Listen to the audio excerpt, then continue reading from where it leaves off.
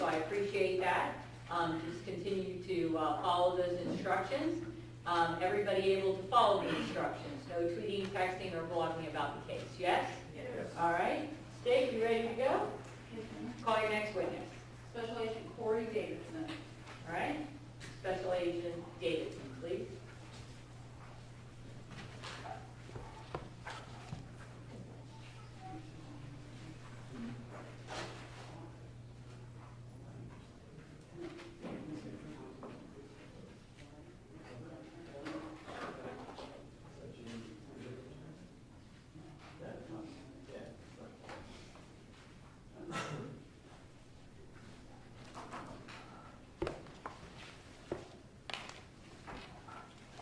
Special Agent, if you want to step up to the microphone and we'll take your, I just swear in. Sorry, the lawyer got in your way. Oh, sorry. Raise your right hand. Good afternoon, Your Honor. Good afternoon. Do you swear or affirm that the evidence you're about to give will be the truth, the whole truth, and nothing but the truth? I do. All right, on my bill, have a seat in the witness stand and speak in loud and clear voice for me.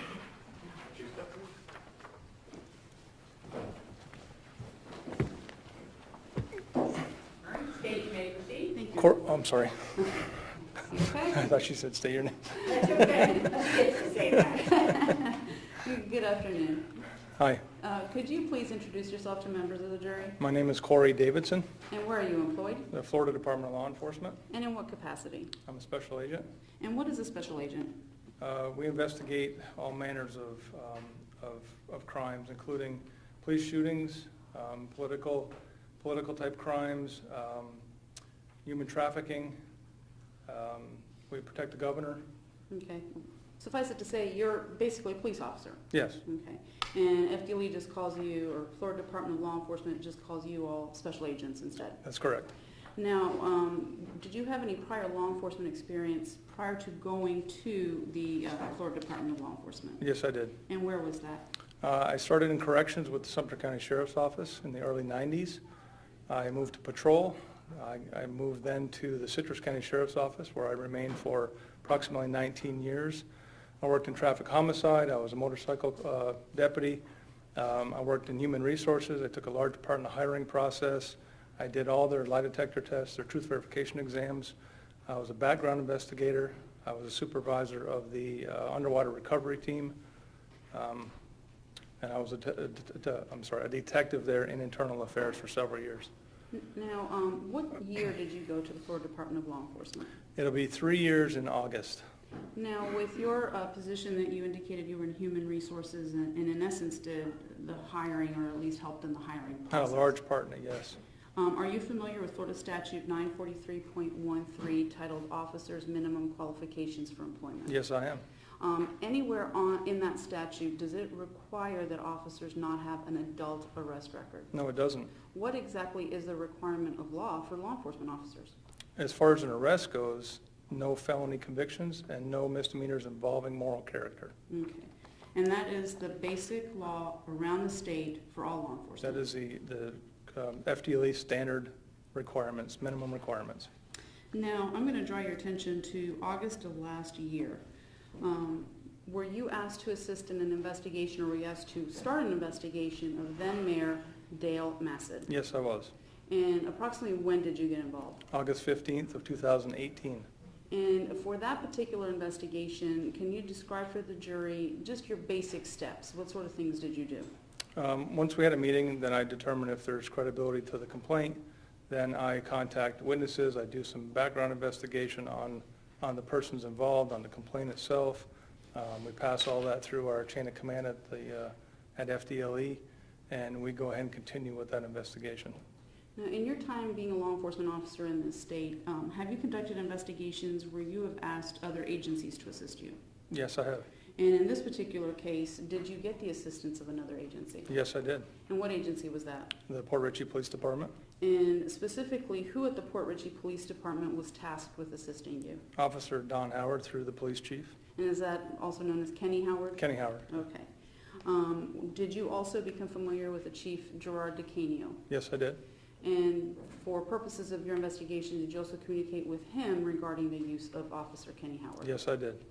Now, at some point in your investigation, after the steps that you described for the jury, did you make a determination that you had probable cause to arrest Dale Massett? Yes, I did. And when did that arrest take place? February 21st of 2019. And were other agencies involved in the effectuation of that arrest? Yes. What other agency was there? The Pasco County Sheriff's Office? Now, on that date, did you also want a search warrant executed? Yes, I did. Could you please describe just briefly to the jury, what's a search warrant? A search warrant is defined, it's a court order, signed, reviewed by a judge or magistrate. It allows a law enforcement officer to search the premise or the property of a person for the fruits of a crime, for evidence of a crime. And in your investigation against then Mayor Dale Massett, did you want a search warrant executed on that day? Yes, I did. And was that done? Yes, it was. I authored it. Now, during the course of both the execution of the search warrant and or the arrest, did situations arise that resulted in some more serious charges that the defendant may have faced? They certainly did. Now, once the defendant was arrested, was he transported to the Pasco County Jail? Yes, he was. And did you then prepare any paperwork after that that went up to the governor's office? Yes. And are you aware what the governor's office did with that paperwork? They suspended his position as governor. I'm sorry, his position as mayor. Now, with regards to the Pasco County Jail, do you have any sort of privileges at the Pasco County Jail by virtue of the fact that you're a law enforcement officer? No, For example, can you access jail telephone calls? no, And why is that? because we don't have a memorandum of understanding or memorandum, an agreement with them, a contract for us to do that. And why is it important if you're investigating someone that you want to listen to their calls? Because it potentially contains evidence, it contains conversations involving the crime, it contains potential contact or information about witnesses. And as the lead investigator in the case against Dale Massett, did you want his conversations listened to? Yes, I did. And describe for the jury what steps you took to have that accomplished. I called the chief of police, I had a conversation with him. We determined that Kenny Howard, Officer Howard, did have access through their contract or their MOU with the sheriff's office, and he was able to review all those jail calls at my request through the chief. Now, did you get forwarded those phone calls, or at least portions of those phone calls? Yes, I did. Now, I'm going to draw your attention directly to March 4th of this year. Did you learn of a conversation that got your attention? Yes, I did. And who drew your attention to that? Officer Howard called me, and he said there was Without telling us what he said, who called you? Officer Howard. Okay. And did you obtain a copy of that phone call? Yes, I did. What did you do with that? It became part of the case file after I listened to it. Okay. And did you take any steps after listening to that phone call? Yes, I did. And what steps did you take? I contacted my supervision and explained to them what had occurred. I contacted you. We began an investigation into that particular event. I contacted the city manager, Vince Lupo, And why did you contact Vince Lupo? because he is the hiring entity for the city, and he has the ability to make those decisions. And there was some interest in that call in reference to that. Now, did you also speak with the police chief? Yes, I did. Did you speak with Kenny Howard? Yes, I did. And did you ultimately make a decision that there were going to be arrests based on what you had learned up until that point? Yes. Did you obtain any email communications? Yes, I did. And who were those between? There was several emails sent from Terrence Rowe, who was the interim mayor. He took Dale Massett's place, and he had sent those to City Hall via Sal LaCarey, requesting information about Kenny Howard. And how did you come to learn of those emails? Either they were sent to me by Sal, they were forwarded by way of the city manager. Now, going back to that conversation, you're a mayor to witness? You may. What was the date of that conversation? The original conversation between Dale Massett, The phone call, that was the... March 3rd of 2019. Now, I'm showing you what's been pre-marked as State's Exhibit number 3. I for recognize that. identification. Do you recognize that? Yes, I do. What do you recognize that to be? It's a CD containing the call from March 3rd, jail call between Dale Massett and Terrence Rowe. And do you recognize the voices on that call? Yes, I did.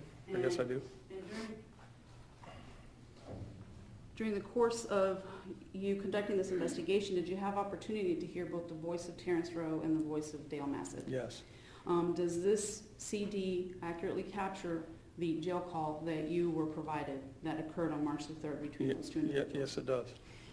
Did you have an opportunity to listen to this prior to testifying today? Several times. And did you put any initials or any identifying information on the CD indicating I that? put my initials and the date. Okay, and was that something that you did yesterday? Yes. And at this time, state would move into evidence, states exhibit 3. Any objection? It'll be so moved as states exhibit number 3 into evidence, meaning it'll go back with you in the jury room. I'm sure they're going to play it now or sometime today, but we will have a player back with you into the jury room so you can listen to it again. Now, when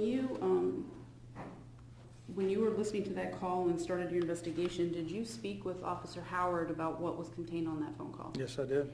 And what was his demeanor when you were talking to him about that? He was concerned.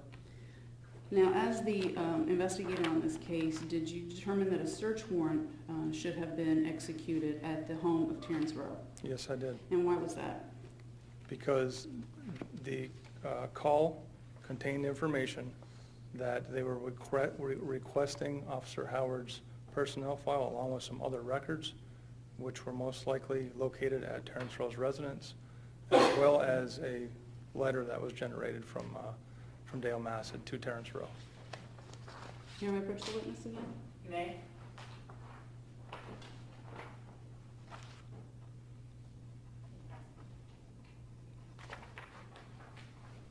Special Agent, I'm showing you it's been pre-marked as states 4 for identification. Do you recognize that? Yes, I do. And what do you recognize that to be? It's a letter that was handwritten by Dale Massett, sent to Terrence Rowe through jail mail. And where was this letter located? It was located at Terrence Rowe's residence. And what was around or near this letter, to the best of your knowledge? Officer Howard's personnel file. And do you know the condition that the file was found in when the search was executed at the residence of Terrence Rowe? It was laying open so the documents were visible. Now, with regards to this letter, is this a copy of the original letter? It's a copy. And where is the original letter? It's in evidence at the Tampa FDLE office. Did you ever put hands on that letter, meaning did you ever manipulate it, touch it in any way? I did not. Okay, so did you write on it or have anyone write on it or remove any words? I've never touched it. Okay. And does this letter fairly and accurately represent the copy of the original that's currently in evidence? Yes, it is. Your Honor, if there's no objection, state would move into evidence, states 4. Any objection? No, Your Honor.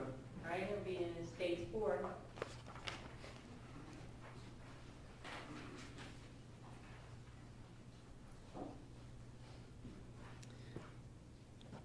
Do you see Dale Massett in court today? Yes, I do. You want to accept the stipulation? That's fine, Your Honor. All right, so stipulated.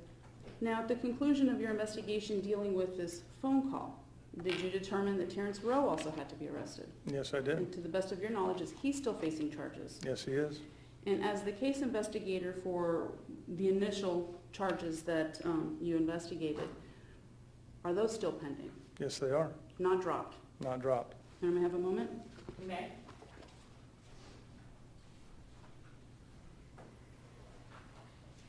May defense counsel and I approach the bench on the matter? Certainly.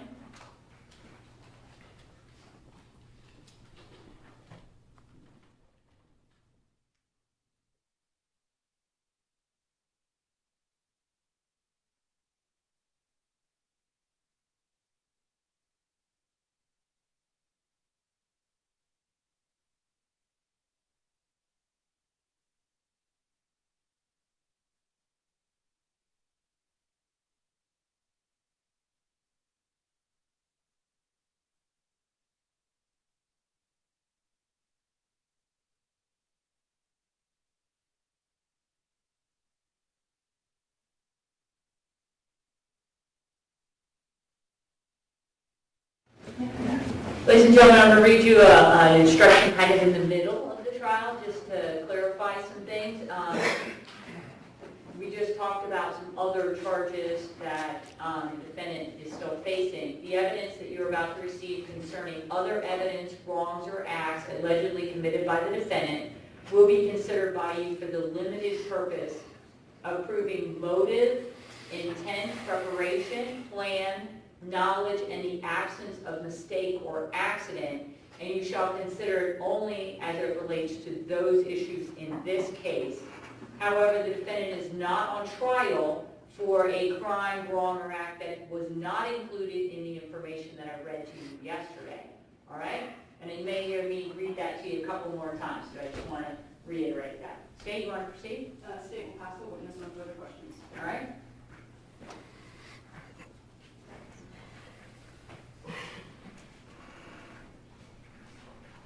Good afternoon. Counselor, how are you? Good, how are you? Good. Mr. Davidson, you initially listened to the phone call, is that correct? Yes, I did. And I believe you indicated a moment ago, and correct me if I'm wrong, but I think you indicated that the reason you went to Mr. Rowe's house with the search warrant is because the call between Mr. Rowe and Mr. Massett, there was a discussion about pulling Howard's personnel file or records. There was a discussion about Kenny Howard, that's correct. Oh, wait, let me make sure. That wasn't my question. I believe you just said that there was discussion about pulling Howard's files on that call. That's what Is that I what said. you said? That's what I said, yeah. Okay. You sure about that? That's why I'm sure that I said that, yes. Well, you sure you said it. Are you sure that that conversation took place on that call? No, I may have misspoken. Okay. Would you agree that the recording itself speaks for itself, right? Yes, it does. We listen to it. If it's there, it's there. If it's not, it's not. Absolutely. Okay.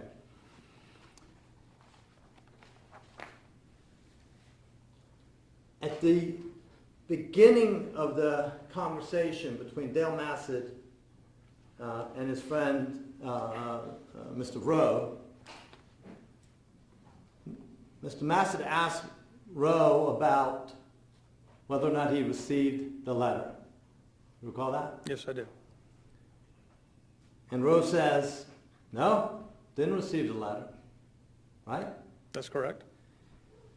At which point, Massett responds, interesting, interesting.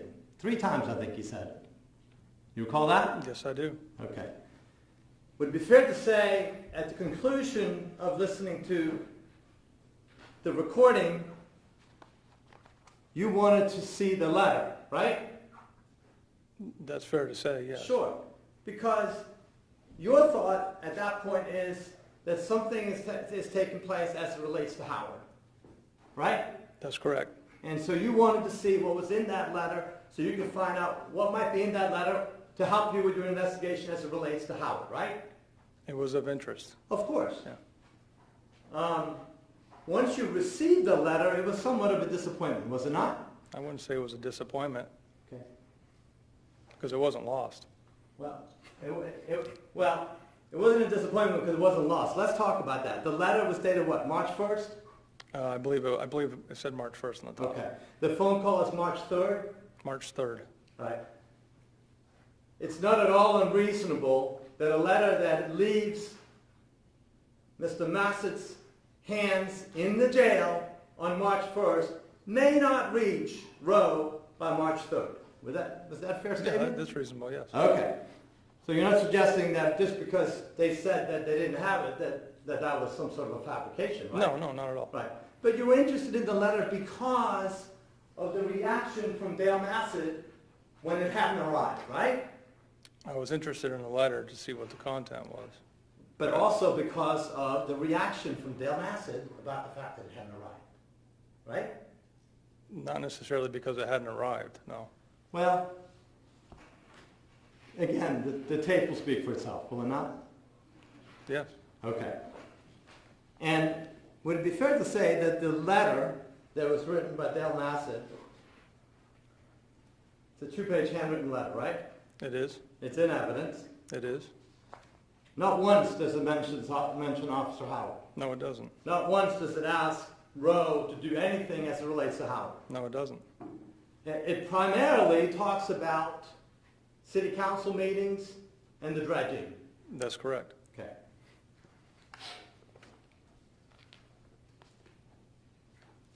You said you started your involvement in this case in August of 2018, right? August 15th. Okay, August 15, 2018. You go and you meet with the chief of the Port Richey Police Department and the city manager. And Michael Koch, who was the captain there. Okay. The people representing the city, so it's the captain, the chief, and the city manager, right? That's correct. Okay. And is it the chief that gives you a thumb drive? I don't recall if it was, I think it came through Vince Lupo. All right.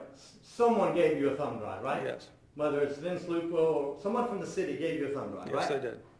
That thumb drive contained public documents. Complaints. And those are also public documents, Yes, they are. subject to disclosure, right? Yeah, and redaction. And redaction. Yours were probably not redacted. I believe I asked for them unredacted. Okay. Meaning that, I'm going to check, can we approach for a moment, please? Certainly.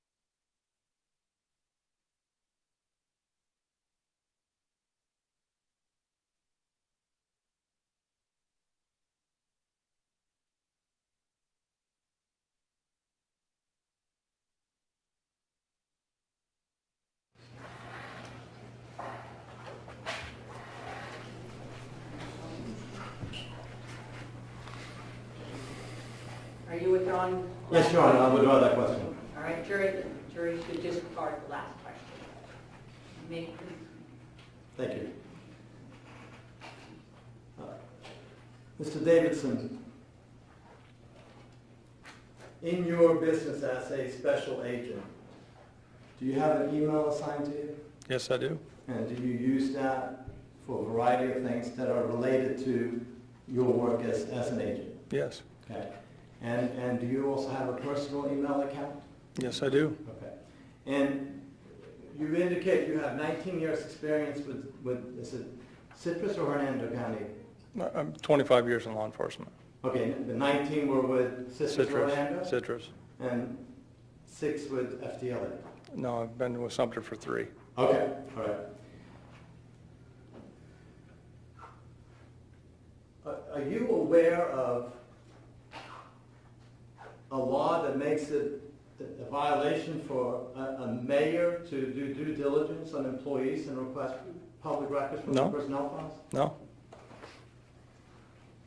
That can be done in his or her official capacity as mayor, would you agree? Yes.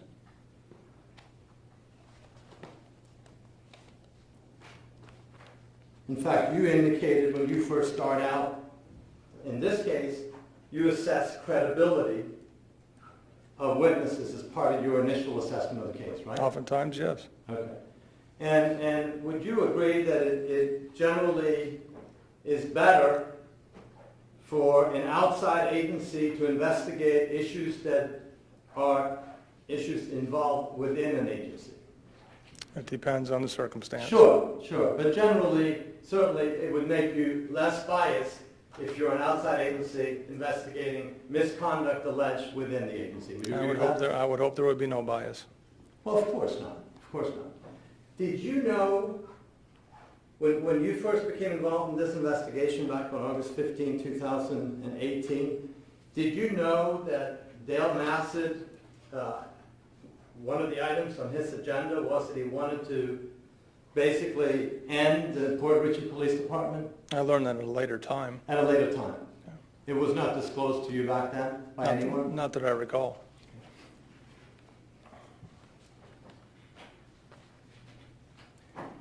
The jail recording on March 3rd, 2019, what time did that recording take place?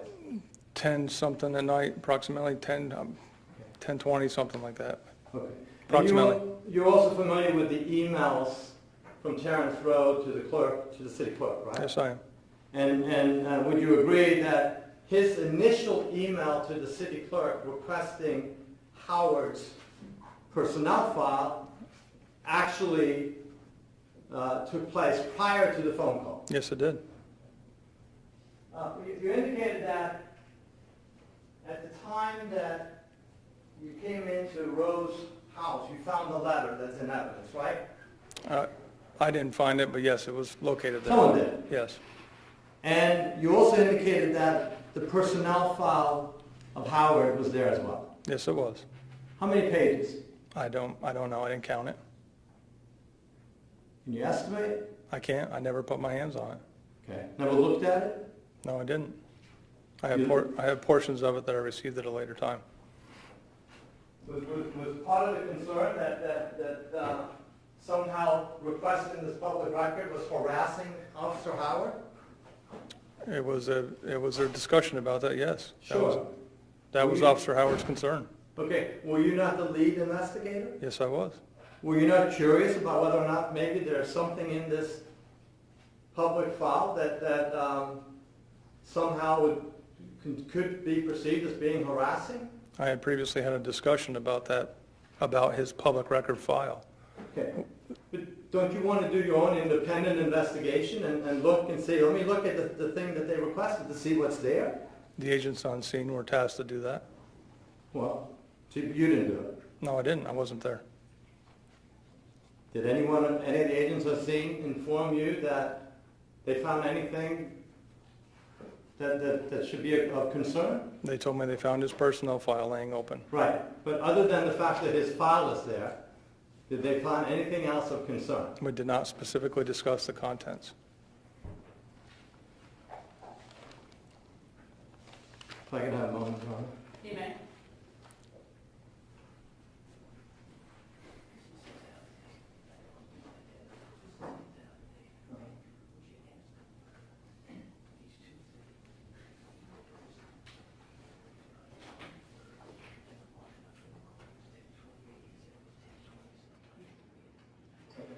Mr. DePlank, I hate to tell you, but your voice is very loud, and I'm sure I've been accused of.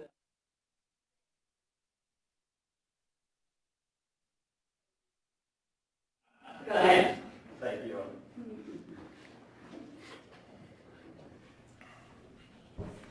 Do you happen to have your file with you? What file? Well, do you have the arrest affidavit for Terrence Rowe? I believe I do, yes. Okay. Why don't you take a look at page 4 of that to see if that may refresh you on the actual times and dates? Well, the time I gave you was an estimate. Correct. That's what we're trying to do. Make it a little more accurate. Bear with me for a moment.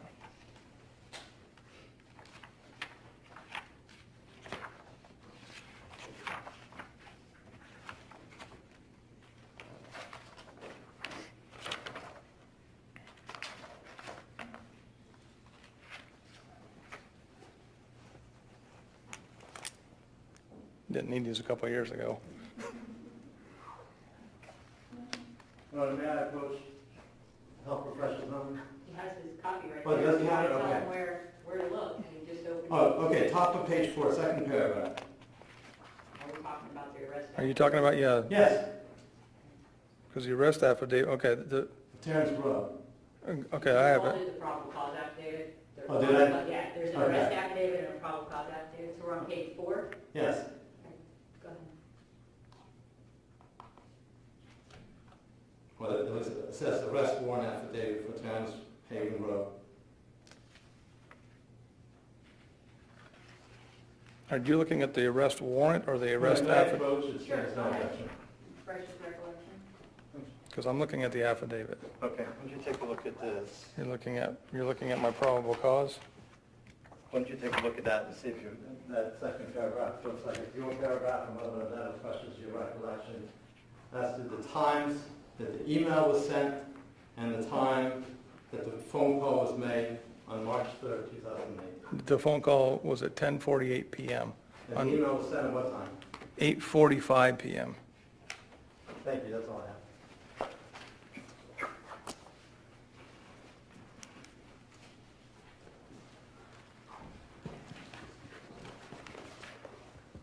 Dave, any redirect? I will say briefly. Special Agent, you were asked on cross-examination about this letter not mentioning Officer Howard at all, correct? Yes, yes.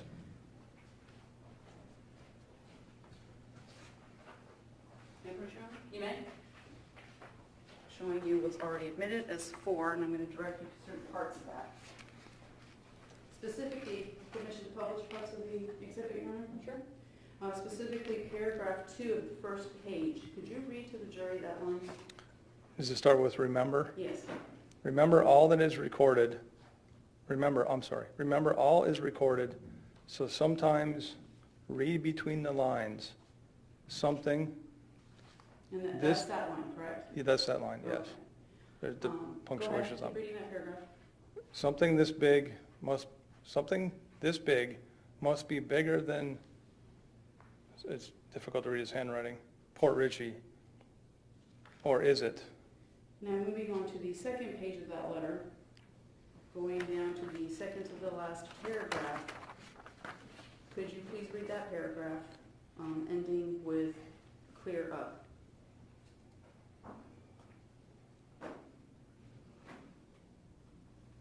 It begins with if.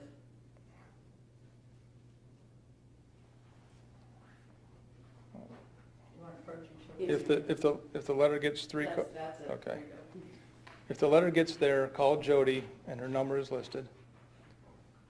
I'm sure you will get the letter, just follow the instruction, Is that instruction, or is that a different word? obstruction, I'm sorry. Just follow the obstruction, and the puzzle may clear up. I apologize, it's just hard to read.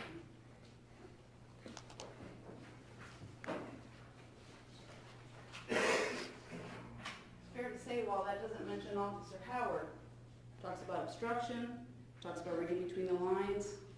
Clearly it does, yes. Now, you were asked about your email assigned to you by the Florida Department of Law Enforcement.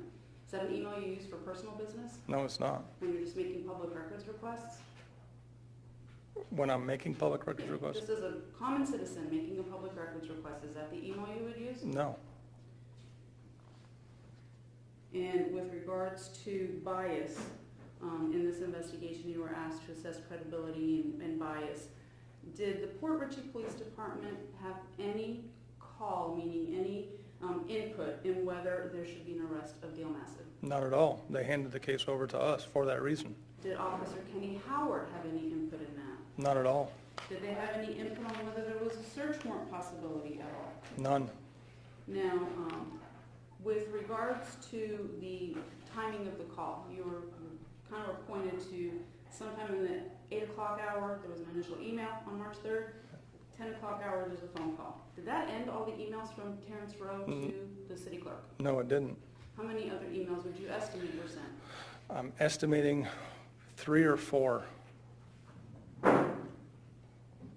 Now, with regards to this personnel file that was, you described for the jury was open, you were asked on cross-examination whether you looked into it.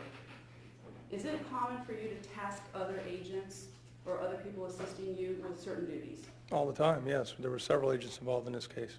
And in this case, did you task other agents to deal with that personnel file? Yes, I was dealing personally with the vice mayor at the time. Okay, and at any point were you alerted, hey, we've got a problem? Yes, Okay, and when I say we've got a problem, we have a problem in this personnel file. Meaning they told you there's something wrong with Officer Howard. no, Now, is that common, called the fellow officer rule? Someone else does some part of the investigation? all the time. Here, may I have a moment? You may.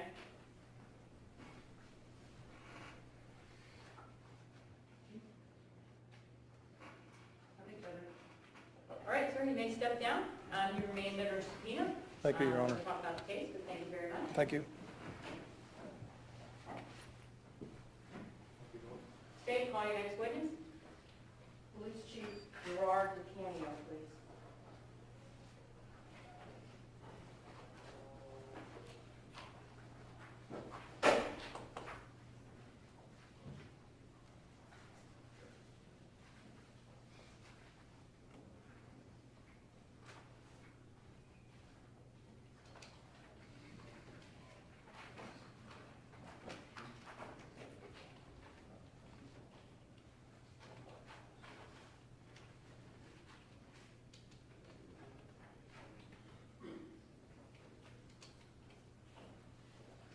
Chief, if you want to step up to the podium for me.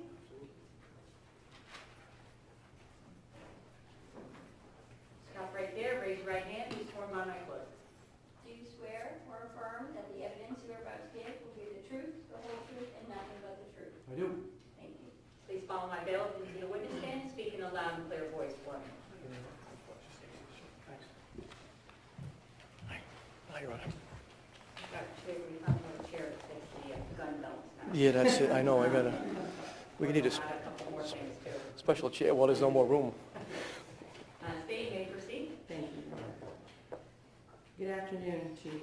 Would you please state your full name for the record and spell your last name? Sure, Gerard DeCanio, last name is D-E-C-A-N-I-O. And I can tell from your uniform, you're employed currently. Can you tell us where you're employed and what your position is? Chief of Police at the Port Richey Police Department. And how long have you been the Chief of Police? Coming up on 3 years. As the Chief of Police, are you involved in the hiring of police officers? Yes, Are you familiar with the Port Richey Police Department pre-application requirements form? yes. Okay. May I approach briefly, Your Honor? You may. Chief, I'm going to show you what was entered, or not entered, but was used earlier as Defendants 1. Okay. However, I just want you to look at that and make sure you're familiar with it. Yes, Okay, I'm going to ask you a question. okay, sure. My question to you is, on the 1, 2, 3, 4, fifth line down, it has no adult arrest record. Yes, Is that meaning that any arrest of an adult disqualifies an individual to become a police officer on the Port Richey Police Department? not necessarily. What does it mean? The chief has the right to still, depending on what the allegation or what the criminal activity was, the chief can still override that. And if it's a misdemeanor? No, that necessarily will not stop you from being employed, no. Okay. I have no further questions of this witness, Your Honor. I would tender him to the defense, subject to redirect. All right. Good afternoon. Afternoon. The pre-application requirement has a list of items to be checked off, correct? Correct. And there's Class A position, which is police officers and auxiliary police officers. Right. Class B, and Class C, and Class D. Class A is the one that applies to police officers, right? Yes. Okay. And above the number of requirements for a police officer to be hired by Port Richey Police Department, it indicates mandatory qualifications, Yes. right? Yes. Okay. Would you agree? It doesn't say mandatory qualifications unless waived by the chief. Do you need to see it? Yes, let me see that again, please. I don't have it committed to memory. And take a look at this and tell me if this looks like the same document that the government just showed you. Yeah, that's it. Okay. Yes, you're right. We also go by the CJIS regulations too. Okay. But as far as this document is concerned, it's a Port Richey Police Department document, right? Yes, Indicates that it's a mandatory qualification to have no adult arrest record, right? that's correct. Doesn't say felony arrest, No, it doesn't. doesn't say drunk driving doesn't apply, right? No, it doesn't. Okay. And your ability, and this is stricter than the statewide requirement. FDLE has a different requirement, That's right? correct. Okay. But as an independent police department, you can have whatever requirements you want to have, right? That's correct. And I believe this particular list has been in place since 2005. Correct. Okay. The, your ability to do a waiver. Yes, I do. Would that be in the would we find that in the personnel file of the officer? Or is it just an oral waiver? It could, yeah, it could be an oral waiver. Okay. So it's not necessarily going to be in the personnel file? That's correct. Okay. And is there some sort of a rules and regulations manual that you have when you become chief in Port Richey that tells you which one of these, mandatory qualifications you can orally waive? No. Okay. Another one is pass polygraph examination. Can you orally waive that? We don't do that anymore. Okay. Another one is you had to be 19 years of age. Do you waive that? No, that would undermine the state requirement. Okay. Another one is past background investigation. Can you override that? No, I wouldn't do that. One moment. Thank you. One question. What we do. You don't want me to. Yes, I do. Chief DeCanio, Yes, ma'am. in your history as police chief in the hiring of officers, have you discretionarily amended some of these regulations, mandatory or otherwise, Yes, as long as you met the state standard? yes. Thank you. No further questions. Chief, you may step down. Thank you.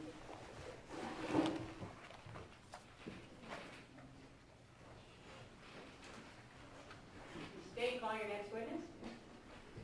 Officer Donald Kenneth Howard. All right, Officer Howard.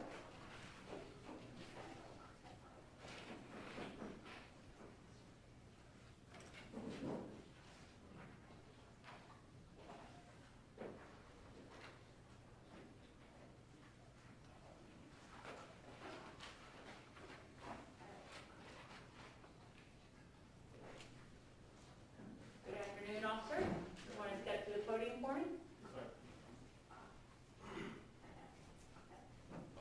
You want to stop right there, raise your right hand, and be sworn by my question. Do you swear or affirm that the evidence you are about to give will be the truth, the whole truth, and nothing but the truth? I do. Follow my bill, have a seat in the witness stand, speak in a loud and clear voice for me. Yes, So you've never had that problem. State, you may proceed. Thank you. Good afternoon. Good afternoon. Could you please introduce yourself to members of the jury? My name is Donald Kendall Howard. I'm a police officer for the city of Port Richey, And how long have you been with the city of Port Richey? close to 6 years. And can you tell members of the jury a little bit about your background as far as other law enforcement background or military background? I was previously in the Army Reserve and corrections officer. And in approximately how many agencies have you worked with? With corrections, 3, Okay, and what are those agencies? Levy County, Hernando County, and Sumter County. When you were at Levy County, did you leave that employment voluntarily? Yes, ma'am. And why did you leave Levy County? It was a 2-hour drive one way. I couldn't. Okay, and what was the next agency that you worked with? Hernando. And did you leave that employment voluntarily? Yes. And why did you leave that? It was a private corrections agency. I wanted to get back into the state retirement system. And what was the next agency that you had mentioned to the jury? Sumter, Okay, and did you leave that agency voluntarily? yes. And why did you leave that agency? There was a conflict of interest between me joining the military and staying there. I was still on probation when I joined the military. Now, once you joined the military, how was it the reserves? Yes. Did you also maintain other employment?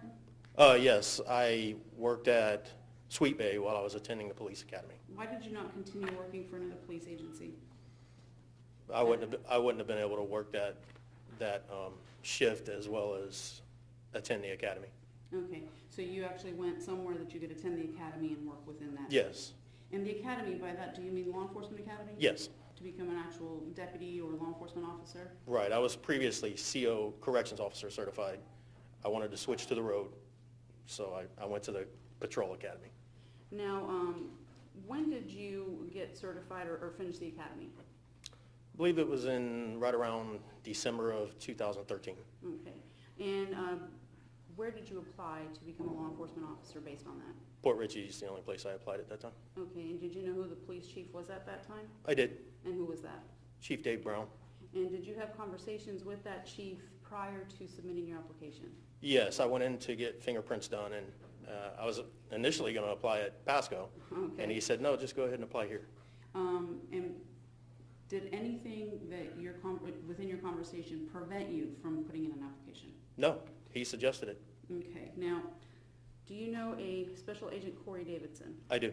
And how do you know him? Special Agent Davidson was at our agency. I got called in to speak to him about an investigation, and then he asked me if I would assist with it, or the chief asked me if I would assist with it. And the investigation was that of the then Mayor Dale Massad? Yes, Okay. And did you take part in that investigation? I did. Like, for example, did you help interview witnesses? I interviewed witnesses, I did surveillance, trash pools, Did you do any covert type operations? covert Anything operations. that you were asked to do? Correct. Was the chief fully aware of every step you took to assist Special Agent Davidson? Yes, Did you also author what's known as an assist other agency report? yes, Okay, and is that something common when one agency helps another? yes.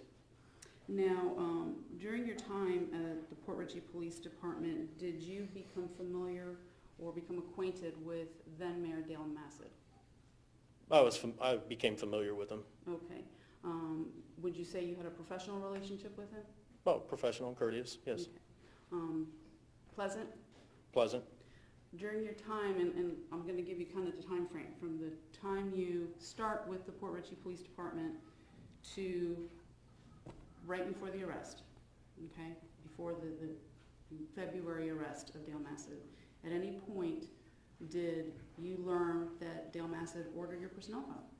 I'm sorry, what's that? That Dale Massad ordered your personnel file, Up until his arrest? right up until his February arrest? No, At any point during that time frame, did you learn that Dale Massad went to your chief and wanted you fired? no, At any point during that time frame, did you learn that Terrence Rowe did either of those things? no. Who is Terrence Rowe? Terrence Rowe was at the time the vice mayor. And did you have professional or interactions with him in that capacity? Professional, courteous interactions. Also, while you've been at Port Richey, have you had multiple occasions to interact with those around then Mayor Dale Massad? Yes. Now, the city of Port Richey, approximately how big is that? There's approximately 16 officers, and the city is approximately 3 square miles. Fair to say everybody kind of knows Yeah, everybody? little small town. Now,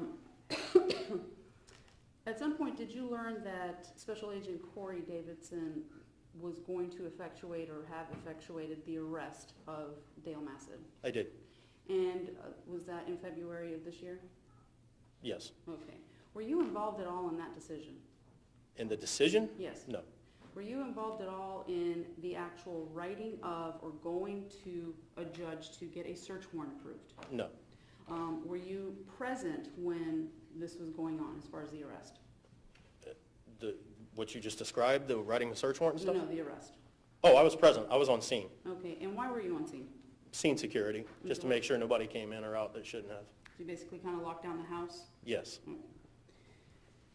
Now, do you know what a memorandum of understanding is? I do. Okay, and what is that? It's basically an agreement between 2 agencies that allow cooperation, assisting each other with certain things. And do you often have to assist Pasco County Sheriff's Sure. Office? And do they often have to assist you? Yes, Now, with regards to individuals that are arrested and taken to the Pasco County Jail, are you familiar with whether their communications are recorded?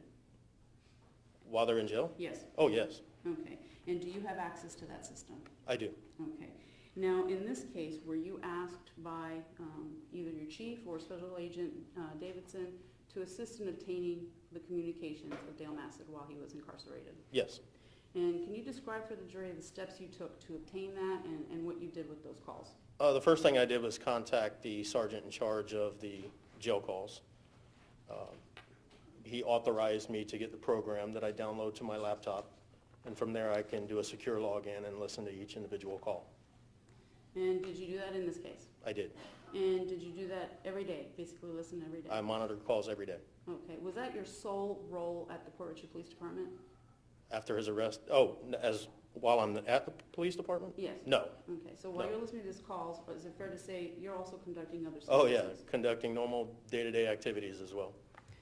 Now, once you listen to these phone calls, would you forward those to Special Agent Davidson? I would. Would you email, how would you do that? If they were too large, I would put them on a disc and he would come and pick them up. Now, If I could email them, I would. How soon after a call was made would you estimate that you would then listen to it? I'd say within a day, I'd try to at least stay within 24 hours of each call. Okay, so for example, if a call was made on March 3rd, you might hear it on March 4th. Correct. Okay, well, speaking of March 3rd, let me draw your attention directly to a call that's being referenced in this trial for March 3rd of 2019. Do you have any idea what we're talking about with that call? I do. Okay. Did you hear that call? I did. And did you alert Special Agent Davidson to that call? Absolutely. Why did you alert Special Agent Davidson to that call? Because of a little bit of dialogue that was in that call in reference to me and what I perceived as my role. They were discussing my role in this investigation. And who's they? That would be Mr. Massett and Mr. Rowe. And what part of that caught your attention? Why did it catch your attention? Well, the fact that they were even speaking about me to begin with. I mean, they really had no reason to be speaking of me, in my opinion. And then when Mr. Massett said, anything you can do, that kind of perked up my ears, because anything can be anything. Your permission to publish states 3? You may.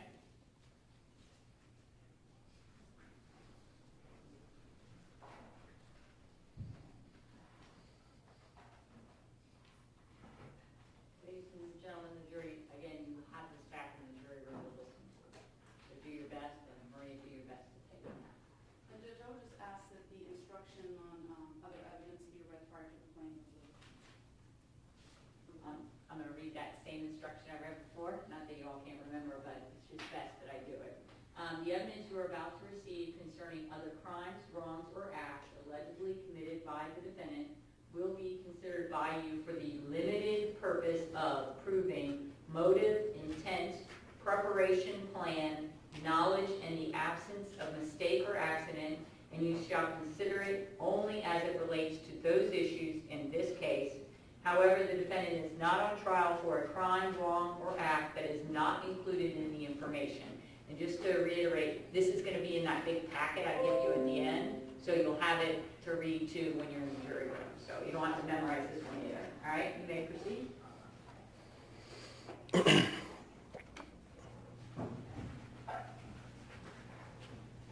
Call number 6889372 in the ID 002913947 date 2019 33 time 224821 dial number 17278171739 from station 10121. Press 1 for English. Open by George. The time is 10:48 p.m. Press 1 to place the call. Press 4. Please enter your PIN number followed by the pound sign.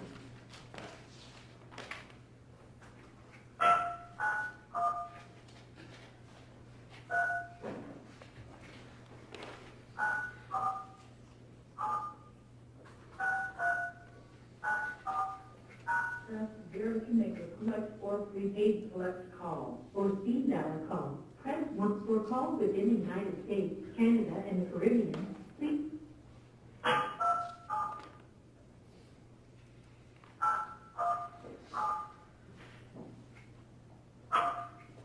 Your account balance is $16.22. The cost of this call will be 21 cents for the first minute and 21 cents for each additional minute, excluding taxes and other applicable fees. The time limit is 15 minutes.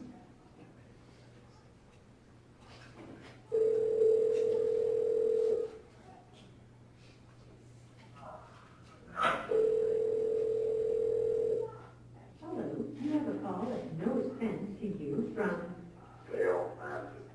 an inmate at Pasco County Jail. To accept this call, press or say 5.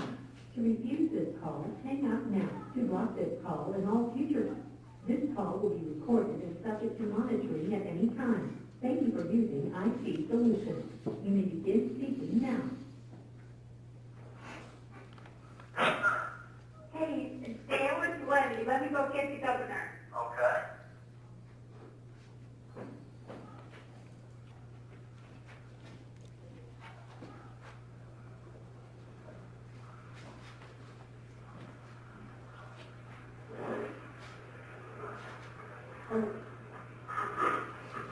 Hey man, it's Spencer stuff. Did you get my letter? No. Huh, interesting. Okay, well, I'll sum it up. You made me go on the same road. You know, Jack, Mariano, we have a bid on Quist that he says we don't have to bid out or anything at $155,000. That's from the whole post all the way out. And, if he could get that going, then you got an extra one along with the 3 when y'all bid those out. Okay. And I just told Jim that he didn't kick Chuck on the ass, he's a fucking idiot, to make him do these, drawings for the RFP. And I talked to some guys, that those drawings should not take more than a couple of weeks. And Dewberry can, if Chuck can do Dewberry should throw a couple of extra guys in, get it finished, put it out for RFP, do it, 30-day bid, and get the things all bid out. You may or may not agree with me, if you don't, but that way, if they're all bid out, that's, I mean, what you can take it to 11. If they're all bid out, and some of them are started, I think we might be able to slide by. Jack thinks that he could get us a, extension when he goes to Washington. He's talking about him tomorrow, okay? Okay. Okay, and he's my name, if it's worth the shit, to promote You're anybody. famous, man. You're famous. I say, you know, I talked to them about Yes, yeah. Yeah, exactly. Well, I don't know if you get the paper or anything, I don't get anything in there. okay, well, maybe we'll have to read once you get out, but, you know, I made that statement, I heard you had a very nice statement from me, I appreciate that. How bad is the thing? how bad is what? Or how bad are they whacking me? Oh, my God, Doc. Is Yeah, yeah, pretty, yeah. Well, I'm They, saying that, Terry, why for supposedly practicing as a license, which is they said I pulled a phone out of somebody, why would they have helicopters and all this stuff? yeah, that's what I said. I said it was completely, I said, you know, this was completely overdone, heavy-handed. So, yeah, that comment went across, and you know what, Doc? Outside of, I think, 2 people, everyone I meet says the same damn thing, and I said, no, you have just witnessed a political assassination of bloodless coup. That's what happened there. They wanted me out and be careful. Well, you don't do anything anyway.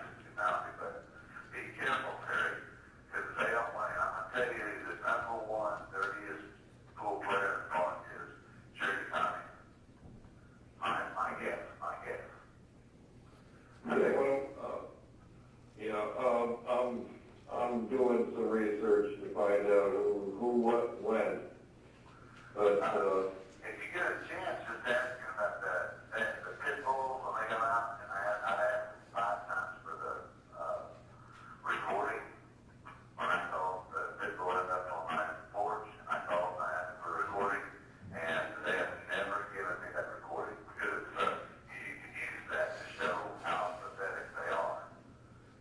I mean, she just told me basically, well, it's your pit bull, it's your problem, go get fucked. yeah. And I'd like to have it myself. I'll re-ask him, but I've asked 4 times. He doesn't give me what I asked for. They're pretty much running independent. And tried to call up the phone, he didn't answer. So I thought he usually goes to bed pretty early. This substance here is all I can say. I mean, I had a stroke, believe it or not. One of many CIA deals. And I can't get any medical help in here. So, Likely. I know, I had, testicles up pumped 6 days in a row. They do not, they give you a Tylenol and they take your Tylenol. Took them the other night, 178 over 103. That's good. I'm like, what medical school did you go to? And,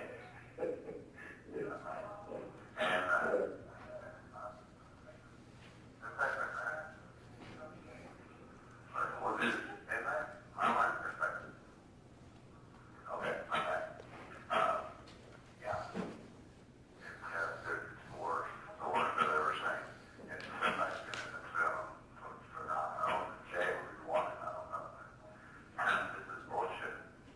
Anyway, keep on keeping on the urge to take control of the thing. And be careful. They will throw you under the fucking bus. I'm just glad you're not, fucking flamboyant as I am.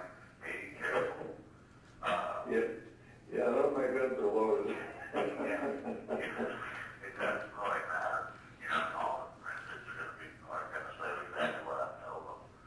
But we cannot know who the fuck. You can have that, that's fine. That's right.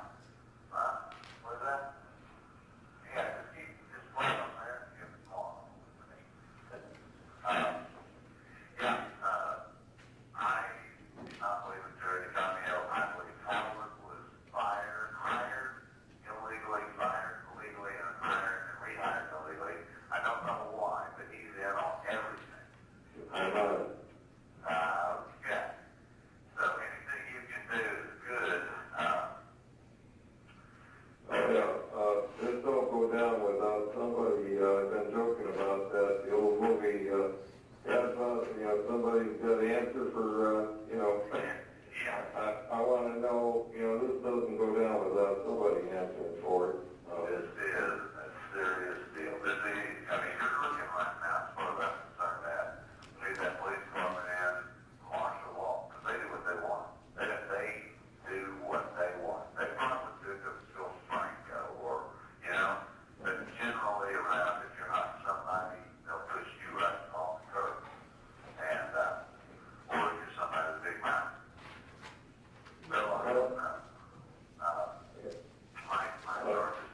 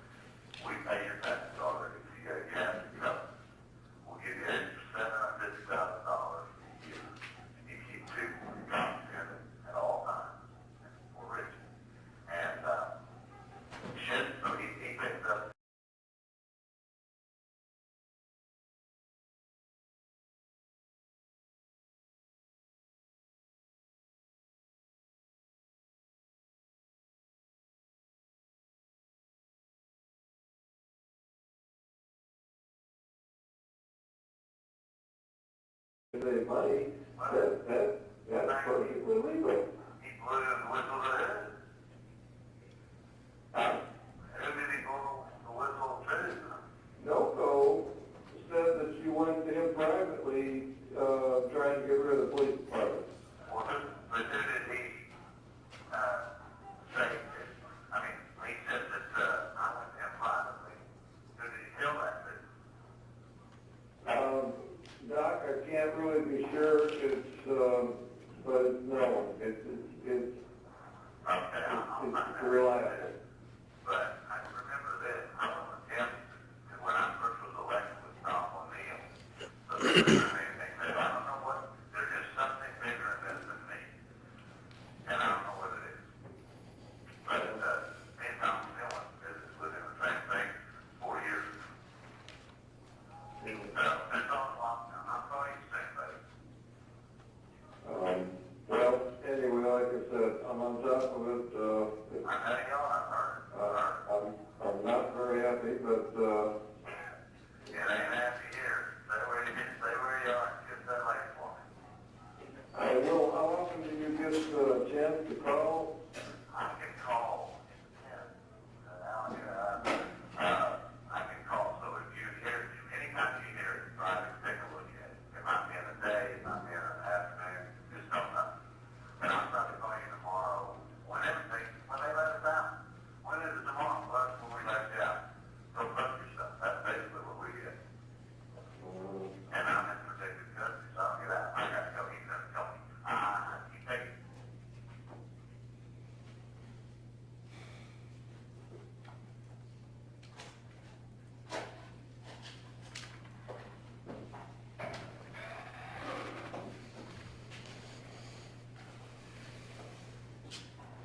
Now, officer, we're just gonna go through some of the statements we heard before the jury on that phone call, with regards to why you were alerted. Okay. For example, when Mr. Massad indicates, I do not believe in Jerry DeConio. Who's Jerry DeConio? The chief of police.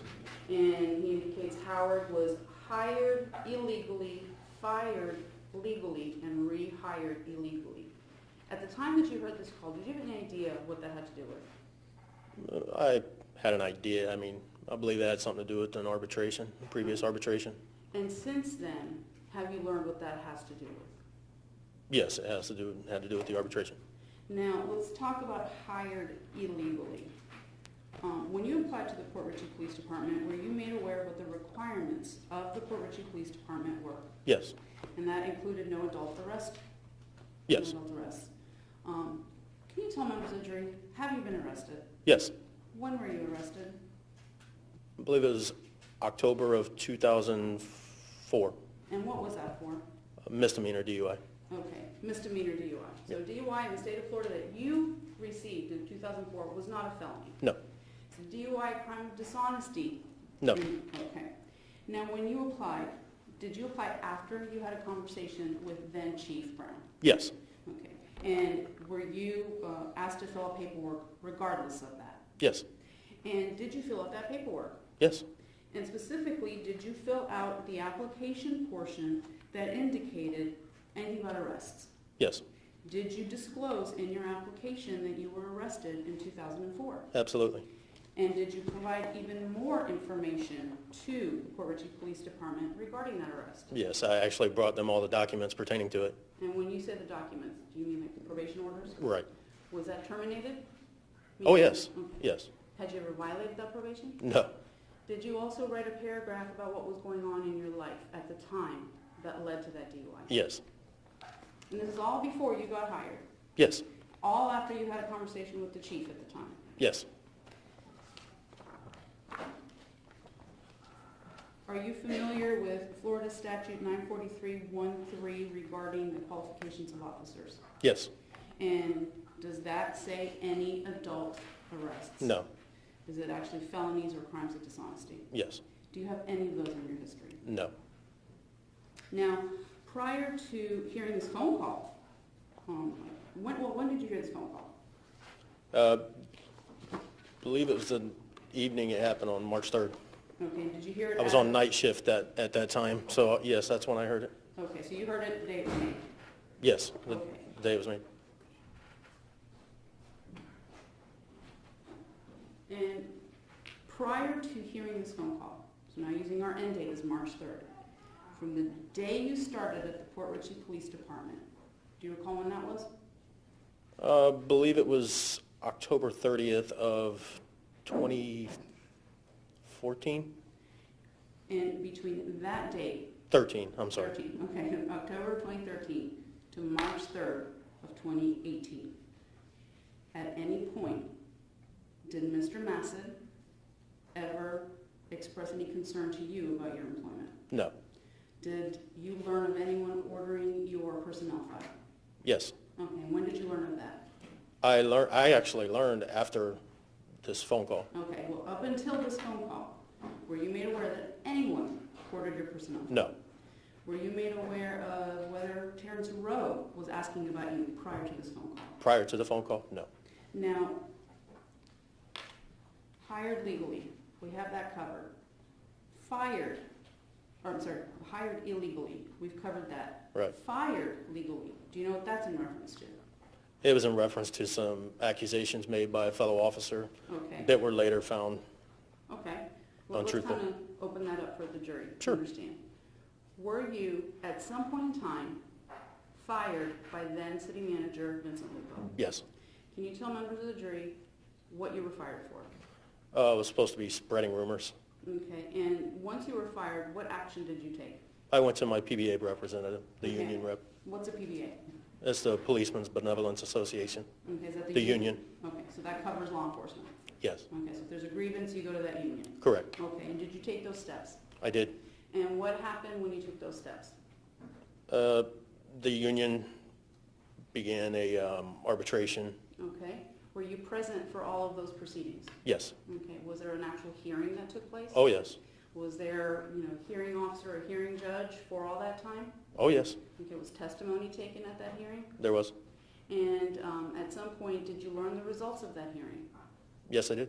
Did you read that order that was entered by that hearing officer or that judge? I did. Now, was Vincent Lupo present for that as well? He was. Now, once that arbitration ended and an order was entered, what happened to your job? I was immediately reinstated. Okay, did you watch that actually happening? I watched the council meeting in reference to it. Okay, so. They had to do a vote to reinstate me.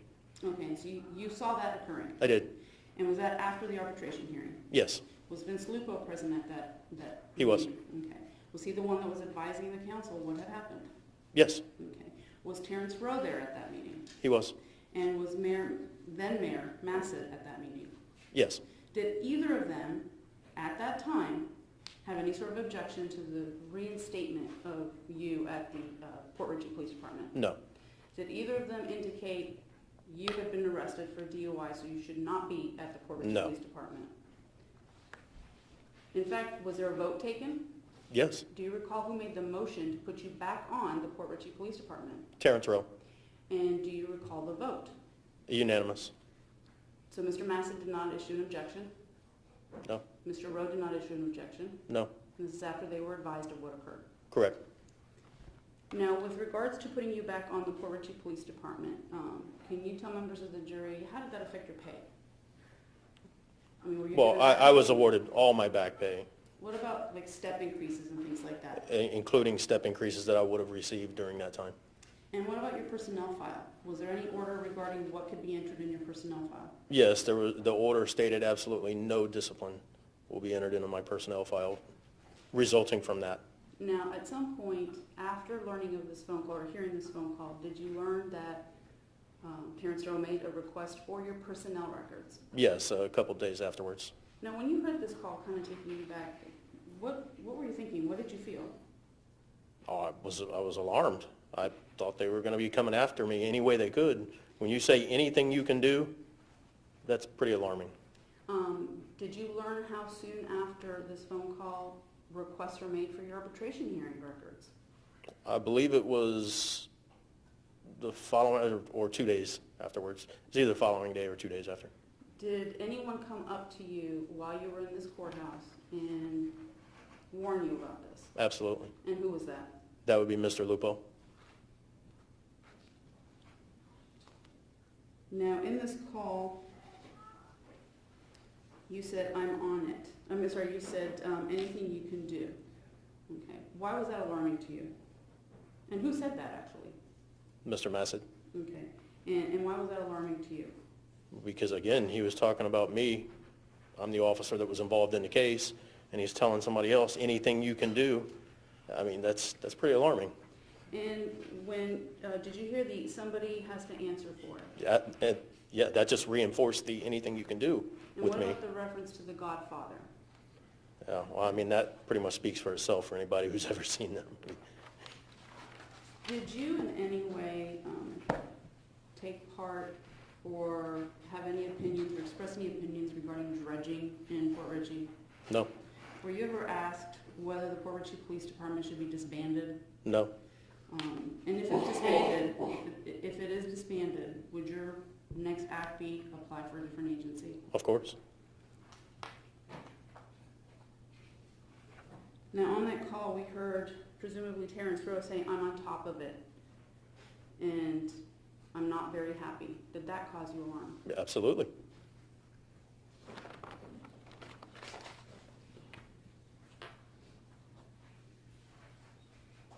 And all of this happened, the arbitration ordering of the records and things like that, was that after March 3rd? It was after March 3rd, after the phone call. Okay, and up until that point, you had no problems with either Mr. Massett or Mr. Rowe. None. And when it says Howard is at the bottom of all of this, or has a hand in all of this, I believe was the actual quote, what did you think that meant? Well, I would have expected that he received his paperwork from his arrest, and it showed that my involvement in it, or anything that I've done, discovery. So, And were you actually a witness in that case? absolutely. Obviously, in law enforcement capacity. Right. Here, I have a moment. May?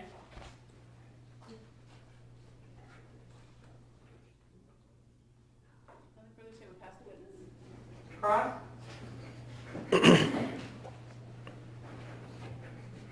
Good afternoon. Good afternoon, sir.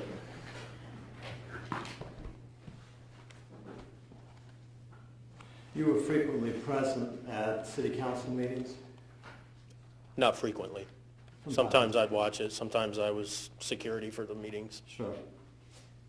You're aware that they took place every other Tuesday? I don't think it's I think it's the first and last Tuesday of. First, last, and Tuesday, okay, so 2 Tuesdays a month, I see. Right. Okay. First and last? I'm not 100% on that. I just, when I'm Twice a told to be month. there, I'm there, so, Twice a month, twice a month, on Tuesdays? correct, And Del Massett would usually be there? usually. Okay. The, you asked questions about the statement he was hired, I believe he was hired illegally, fired legally, and rehired illegally, right? You I- recall those questions from the prosecutor? Yes, Okay. And you gave some answers, correct, arbitration and the issues related to that, right? right. The reality is, I mean, you're not a mind reader, right? I'm sorry? You're not a mind reader. No, You're speculating as to what he meant by those words, right? I was taking my understanding of it, yes. Well, there's no evidence other than you're looking back and you're thinking, well, maybe this is what he talked about, right? Sure, Okay. So when you say this is what he meant, I mean, it's your guess as to what he meant, right? I didn't say that's what I meant, I said it was my belief that's what he meant. Okay. I want to make sure I understand. Lupo is the one that fired you, right? Correct. Before we get to the firing part, you were hired by who? Chief Dave Brown. Chief Dave Brown. And he was the one that came before the county? No, he was 3 chiefs ago. Okay, well, the last time you were hired, because you were there twice, right? 2016. No, that was just a change in position from part-time to full-time.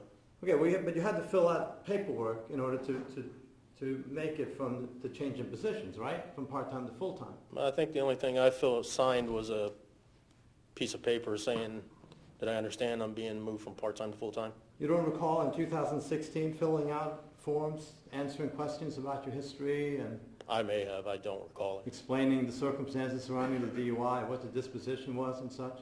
I may have, I don't recall. Okay, all right. You do know that there are different requirements depending on what type of a position you have within the city, right? Yes, Okay. And even though Florida Department of Law Enforcement's requirement is that you can't have a prior felony conviction, the pre-application requirement for Port Richey is that you can't have an adult arrest record. that's not for me to determine. Well, you're familiar with the form that's in your personnel file that sets forth what the qualifications are you not? I am, Okay. And is that not what it says? that's what it says. Okay. And did you have some discussions with the person who hired you that, you know, where he said, I'm going to do an oral waiver to waive that particular requirement? As I explained earlier, I went to have my fingerprints done, Right? spoke to the chief of police, Uh-huh. told him that situation. He said, just apply here. Just apply here. Right. Okay. All right. The,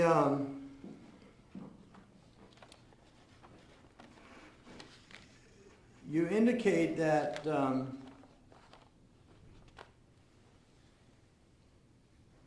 you're concerned about the statement, anything you can do, right? Yes, And again, you don't know what Dale Massett meant by that, right? no, again, it's all and what I determined. It Sure.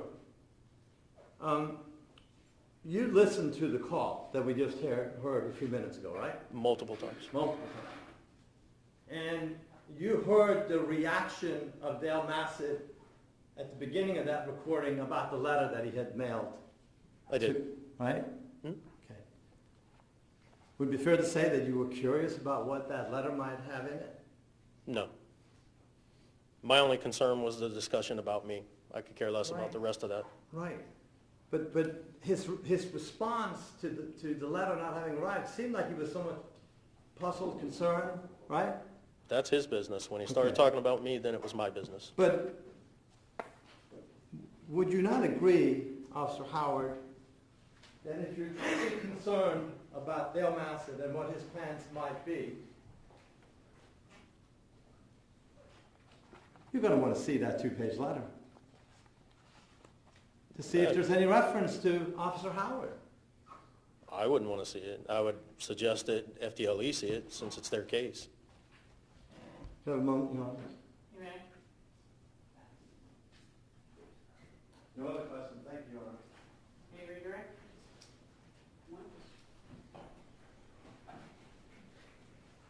When you saw Chief Brown, when you were going through the process of getting the application filled out, Yes. you were still told to submit that application? Oh, absolutely. Nothing further. Officer Howard, you may step down. Thank you. You may now receive. Thank you, ma'am.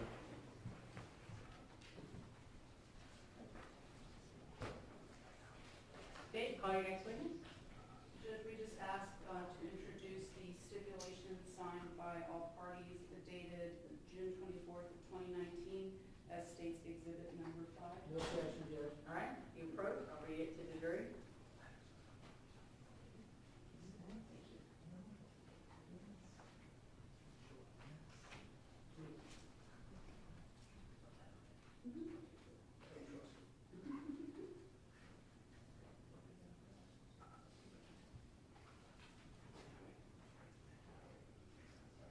Ladies and gentlemen, when lawyers or parties agree that certain facts are true, that is called a stipulation of fact. You must accept stipulated facts as having been proven. However, the significance of these facts, as with all facts, is for you to decide. In this case, the stipulated facts that you must accept are true are the state's number 5, which I'm going to read to you, okay? It's going to go in as a piece of evidence, but it says right on its stipulation, so it's easy to remember what was that. It is hereby stipulated by and between the defendant, Dale Glenn Massett, and the state of Florida that any personnel file of a City of Port Richey Police Department employee is a public record pursuant to Section 119 Florida statutes, subject to redaction. Number 2, the 36-page arbitration opinion and award dated 28th day of December 2017, entered as a result of the arbitration conducted between the City of Port Richey and the West Central Police Benevolent Association, representing Officer D. Howard, and all associated documents and transcripts of the proceedings are a public record pursuant to Section 119 Florida Statutes 2019, and it's signed by both parties, all right? So that'll go in as number 5. State, call your next witness. At this time, the state of Florida rests. All right. Ladies and gentlemen, this is a good time to have our afternoon break. I'm going to have to speak to the lawyers outside of your presence. We're going to go ahead and give you back your electronic devices. If you want to go ahead and leave your notes there, if you want to flip them over. I'm going to have you back in the jury pool room at 3:30. And that could be a little bit of a long break. I know we leave couple and smoker. Again, remind you, don't talk about tweet, text, or blog, or look at anything. You can tell your family that we're still going on and we're looking on schedule at this point. Might need to order pizza, but we're still on schedule. And we'll have you back downstairs at 3:30, okay? Thank you.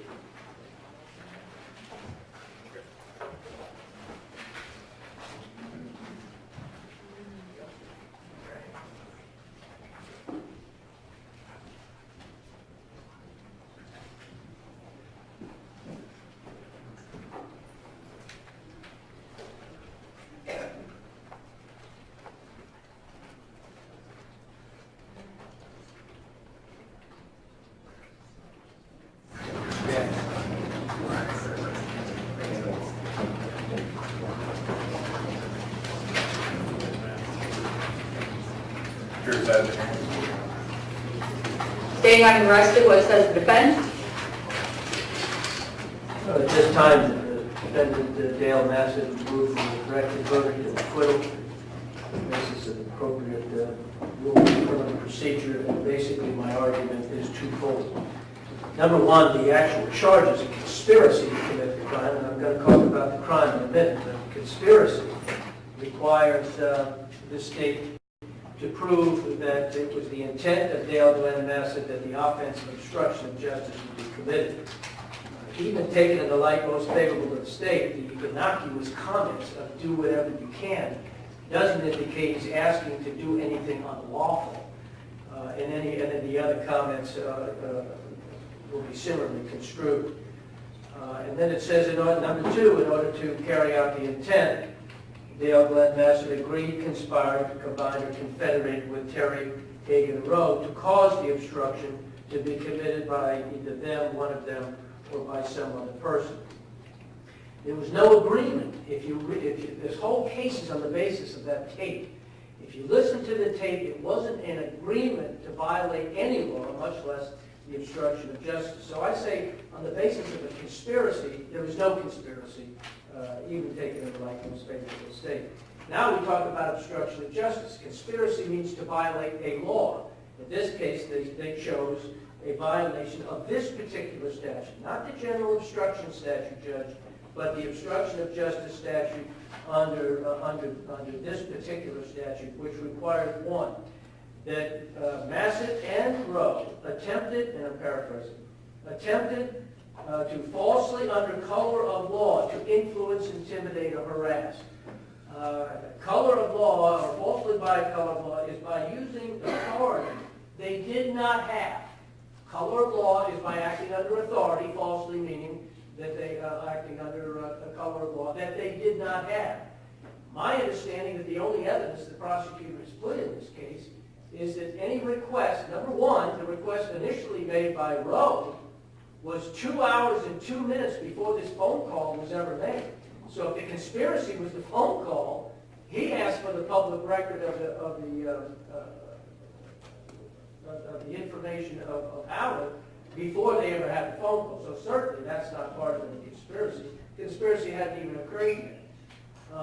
And number two, even Davidson said, when Mr. Brunvan asked him, and I think the question was, Is it lawful for the mayor to conduct a due diligence investigation into an employee? He said yes. So here we have Rowe as mayor of the city asking to look at information concerning a public employee. So how is that falsely under color of law? And that's the statute that they chose to have in violate. So I don't, the thrust of my motion is that there's no conspiracy, no evidence of a conspiracy, and certainly no evidence that their object of conspiracy was to act falsely under color of law to harass, intimidate, or actually also talks about physical abuse of any other person that happens to be a public employee. Dave? Your Honor, clearly, we've established the baseline for a prima facie case of conspiracy. The initial phone call was a phone call that was made on March 3rd. Earlier, right before that phone call, an email was sent. In that email sent by Terrence Rowe on his mayoral account, he says, I have been talking with someone and they believe that Officer Howard was illegally hired and legally fired, or something to that effect, and saying that the council had not been made aware of that. And so what we need to do now is we need to look into that, so give me these records. And he's saying that right before he's on a phone call with Massad in the jail saying, I'm on it, I've started my research, and I'm going to find out what's going on. Someone's going to account for this. And they're talking about Officer Howard. Now, there is circumstantial evidence to show that he made that decision right before he goes to the jail. He's had someone make an inquiry. It is not a stretch of imagination who that person was. He had that intent at the time he sent the email on March 3rd. He then confirmed that in the phone call later on March 3rd. He then continued to try to get the records, specific records, any records, that would show that Officer Howard had some chink in his armor so that they could get to Officer Howard, because in his mind, that would undermine all of the matters that were happening around him. It would undermine both the both the practicing medicine without license and other charges he was charged with. This was what they were intending to do. Read between the lines? Yes. He knows he's being recorded. Rowe knows they're being recorded. He says, I'm on it. Someone's going to pay for this. And then he takes the necessary steps to make that happen. In the light most favorable to the state, Your Honor, we have put on evidence from Vincent Lupo that talks about how he went outside the chain, how he treated this matter basically as an individual citizen, not as the mayor of Port Richey. He was trying to find this out for a personal agenda, not for city business. That means he was using his authority, if you will, as mayor to effectuate his investigation that was not for city business, to actually obtain the information he wanted to get the dirt, if you will, on Officer Howard. We know that Vince Lupo was aware of that because the clerk came to him and said, we've got this request, it's out of the ordinary. He said, well, go ahead and fulfill it. But one email wasn't enough. There were 3 more. Because the information he wanted, he couldn't find. He was digging and digging, like a dog for a bone. He needed something. Something on Howard to assist Massad. It wasn't there, Your Honor, but it didn't stop him from digging. The state has shown that Officer Howard was made aware of this and had concerns immediately. Lupo was aware of this and had concerns immediately.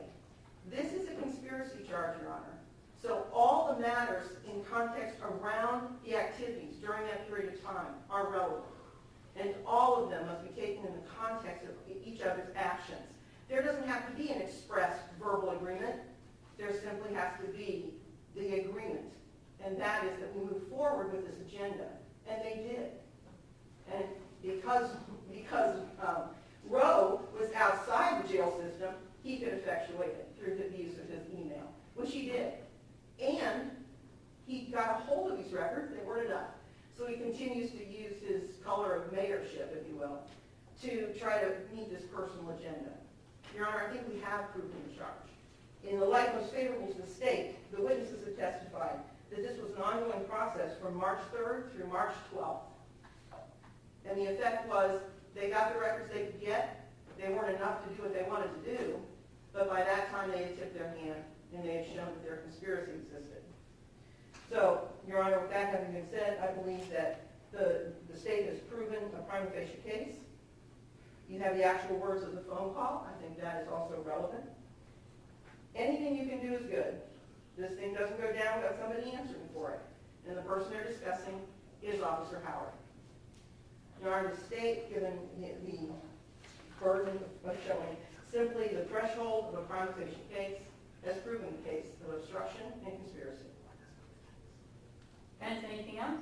Just one other statement, Judge. This case is predicated on asking for records. That's what this case is all about, as far as an obstruction of justice. The obstruction is asking for records, and I leave the court with a rhetorical question. How is asking for any public record ever in obstruction of justice? May I respond? I guess. Sure. Thank you. I appreciate it. The purchase of a handgun in the state of Florida is legal, Your Honor. The illegal use of it is not. So, if you legally ask for documents, but your intent is to use them in an illegal manner, you have a conspiracy, Your Honor. The fact that they got them through a legal method does not negate their purpose and intent to use them in an illegal manner. Thank you. Okay. What's interesting about all of this is the reason that Officer Howard was terminated has nothing to do with the fact that he was arrested in 2004. It's interesting that this entire case the defense has made about that he was convicted in 2004 of a misdemeanor. And it seems to me that the state has proved a prima facie case. This is exactly the information that they were trying to obtain to taint the officer that they felt was at the bottom of the investigation per your client's statement. The public records requirements and laws are very clear. You don't get everything you ask for. You don't get it because you ask. There's certain requirements that each individual person outside would get if they ask. 119 is set up to guard against people getting information that they're not, they don't have a right to. I think Mr. Brumbaugh mentioned that he had requested under 119 the personnel file of Officer Howard, and it was going to cost him over $100 to get it, and he still hadn't got it because it takes so long for officers' reports to get redacted. It's clear that Mr. Rowe was using his position as mayor to get information on an officer that he and Mr. Massett clearly states were upset about, and that he was at the basis, at the core, he was involved in everything, I think is the statement, and they wanted to see what they could get on him. And somebody had to pay. And obviously they decided Officer Howard had to pay. And he went around the procedures that are set up for a public officer to get the information. He went around the statutes that are set up to guard against law enforcement officers' private matters becoming public matters, which they are now public, which wouldn't be public because it had nothing to do with why he was fired and rehired. So we made a big deal about him being arrested and maybe him not being, but that's not why he was fired. Both the city manager and Officer Howard testified that he was fired improperly for some rumors that they thought he was spreading in the community.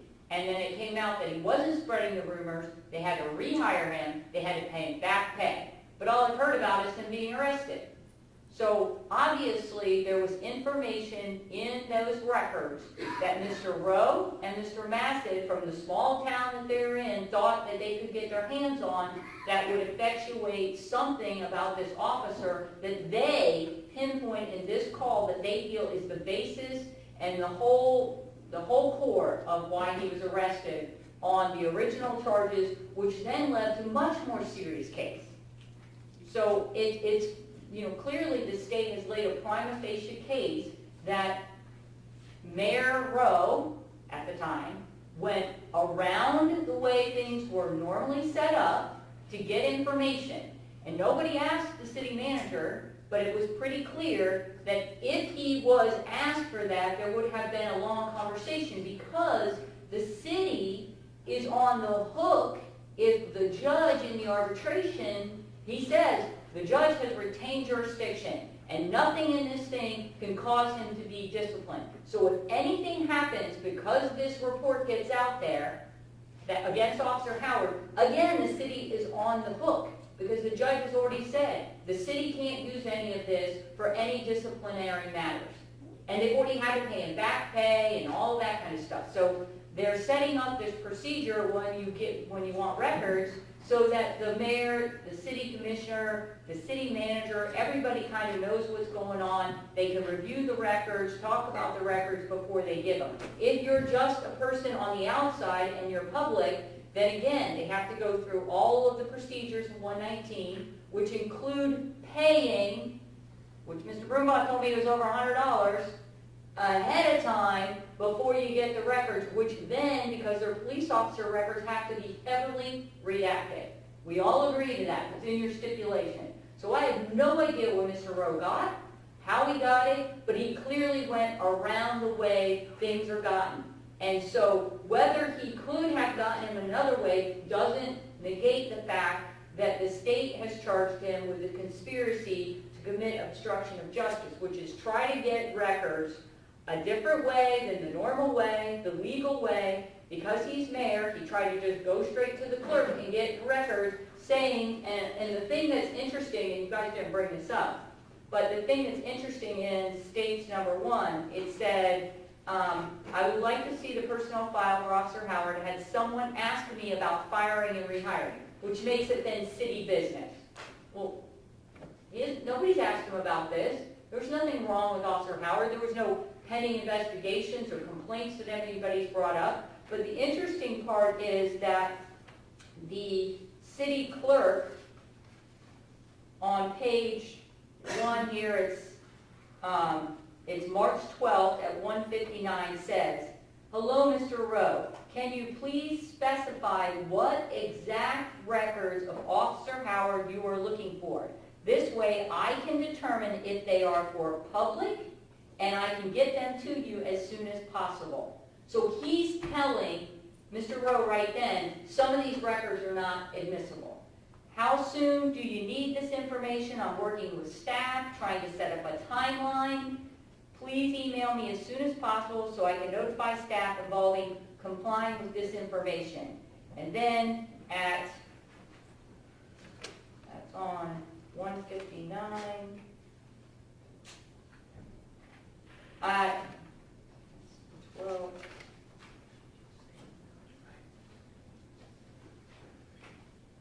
He says on March 12th, he says, I just want to see, read any transcripts, any video or transcripts of the arbitration hearing that took place over Officer Howard's dismissal. I do not see why it would not available to the public. I would like it ASAP.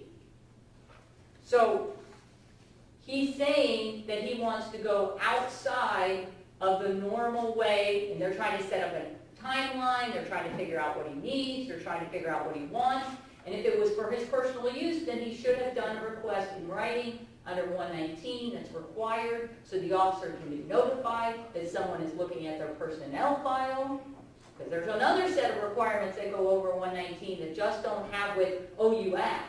Their officers have special requirements in there in 119, and that includes notifying the officer who's requesting and paying for the money up front. I didn't hear that he did any of those things. So clearly, in the light most favorable to the state, I'm going to deny the motion for judgment of acquittal and find that the state has made a prima facie case. All right, count 2.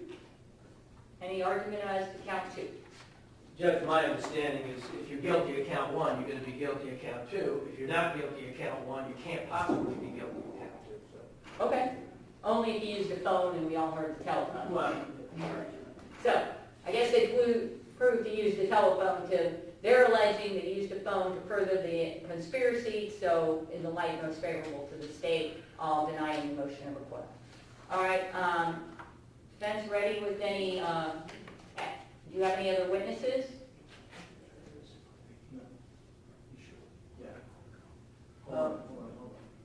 Well, I'm not talking about the defendant. We'll talk about that in a minute. Do you all have any other witnesses other than the defendant? No other witnesses, I just asked my co-counsel whether we had any other documents. Okay. And he's saying no. Okay. We're going to take a 15-minute recess. We'll come back at 3:30. Then I'll address the defendant on whether he wishes to testify, so he kind of has time based on my rulings to talk to you and counsel. I'm going to turn off the microphone. I'll ask that any microphones that the press are using right now be turned off, so that nothing between you and